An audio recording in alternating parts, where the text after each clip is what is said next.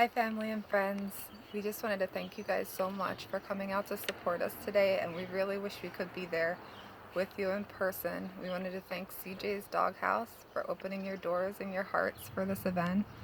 And of course we wanted to thank the Creenecks, um, whom I've known since I was in the single digits and were my second family growing up, and I just love you guys so much and thank you for everything.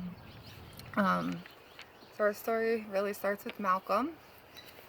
And Malcolm passed away on September 25th of 2017, and Chris and I made the hardest decision of our lives to donate his organs, and it's by far the most difficult thing that we've ever had to go through, including this incredibly difficult time.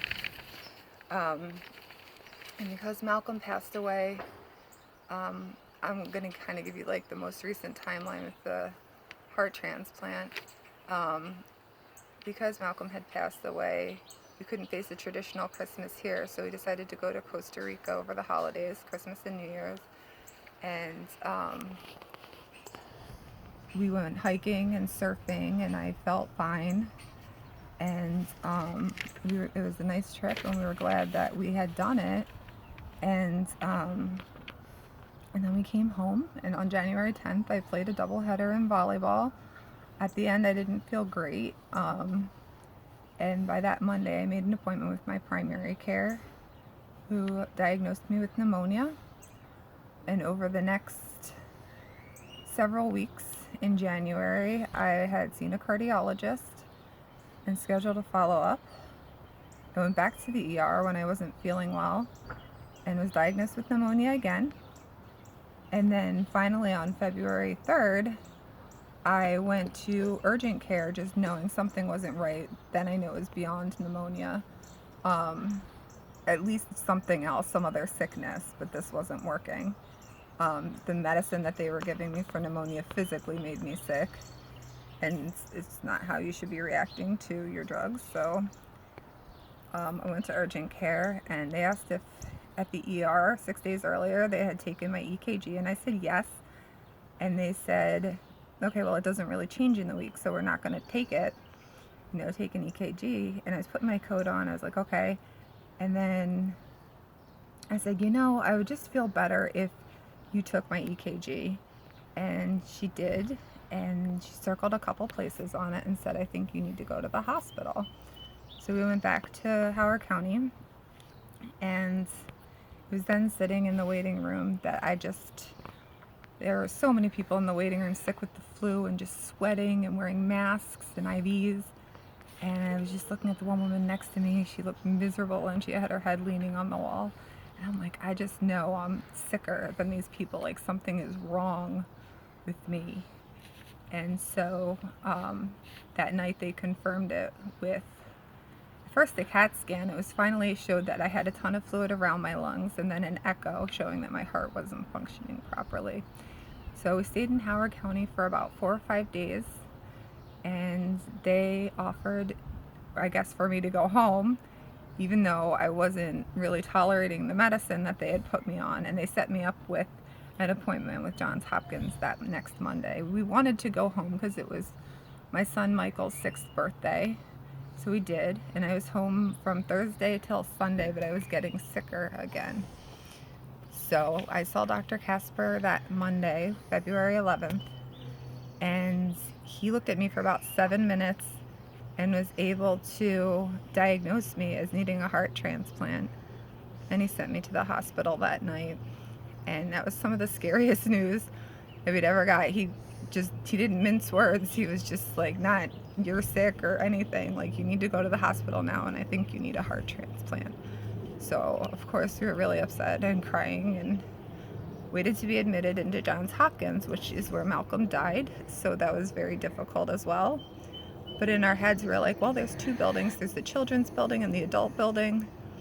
And so we'll probably be in the adult building, and it'll just feel different. But instead, I'm admitted to the only floor on the children's building, and as they're pushing me in, we go past the ambulance bay where Malcolm and I arrived, past the cribs, and into the elevator, the same elevator, and my bedroom ended up being just above where Malcolm's was on the 5th floor. He was on the 4th floor. And that's kind of where the psychological warfare began, where it's like, okay, we're just going to get worse news and worse news. And that's what happened in the beginning. They're like, oh, you need this drug because your heart can't do it on its own. You need this drug. And they're like, oh, that's not being effective anymore. Now you need this. And it just got worse and worse. And it just felt like Malcolm all over again. And honestly, for a while, even though Chris and I didn't say it to each other, we were just kind of like waiting for me to die. We were just thinking it would be the same. And so on February 23rd, I was informed that since I wasn't tolerating oral medicine, I couldn't go home before my heart transplant. And that got, again, like just the news just kept getting worse. Like, I'm so sick I can't even go home, and that's an indefinite period of time. How long will I have to be here? People can be waiting for heart transplants or any sort of transplant for a very long time. And we had to talk to the kids about it at this time, tell them I wasn't coming home, telling them the facts that I had to get a new heart. And Maggie asked if I'd still remember her after I got a new heart. And that's just hard to hear. And then on the end of February 28th, I ended up having to have a balloon pump put in. And so that's just like getting sicker again. But Dr. Casper, the same person that told me I need a heart transplant, he'd been right about everything so far. And I said, well, what if the balloon pump doesn't work? Like, what's next? And I was all nervous. And he said, no, this is it. He's like, I think you're going to be here on this balloon pump until you get your heart transplant. And he was right again, thank goodness. But that was the first time I felt like some relief, because I'm just like, I can trust him. I feel like I can trust him. He's always been honest. So then on March 12th, I started with a dream about a tall woman with dark hair. I thought it was my nurse Mercedes. I thought it was real because it just felt that real. Came in and said, oh, I heard there's a rumor there's a heart. It turned out I dreamed it because I asked her about it later, and she was actually really upset because she hadn't heard about the heart yet. Later that morning at about 7 a.m., the doctors came in and said that there was a potential match, and they confirmed that about 5 p.m. that night. We had to wait all day, and we tried hard not to get our hopes up, but they confirmed the match. And again, it just all felt like it was happening really, really quickly. And so my new heart started beating at 10:52 on March 13th.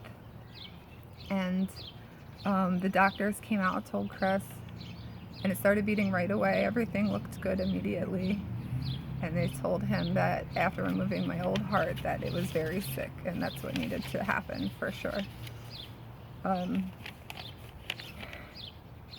So far recovery has gone fairly smoothly. It's a long road, but Chris is here to help me, and we have a lot of support from Philadelphia and locally here in Baltimore.